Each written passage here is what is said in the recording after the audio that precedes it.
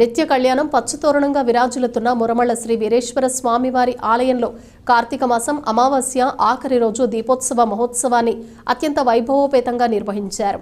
ఆలయ అర్చక పురోహిత బృందం ఆధ్వర్యంలో శాస్త్రోక్తంగా నిర్వహించారు. 2 రోజుల నుండి ఎడతెరిపి లేకుండా వర్షాలు కురుస్తున్న అభిషేక మండపంలో మంచు కొండలు ఆకృతి ఏర్పాటు చేశారు.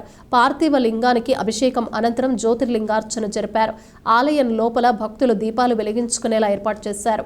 స్వామివారిని అమ్మవారిని పచ్చిపూలతో సర్వాంగ సుందరంగా అలంకరించారు.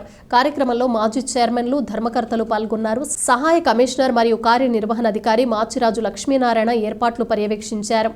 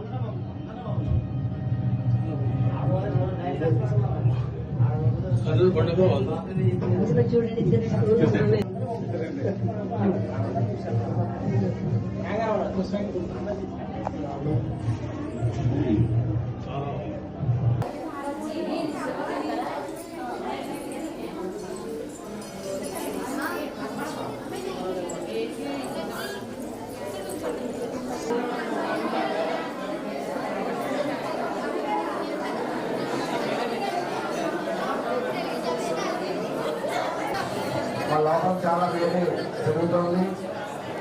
అందరూ కూడా దీపాలు వెలిగించడం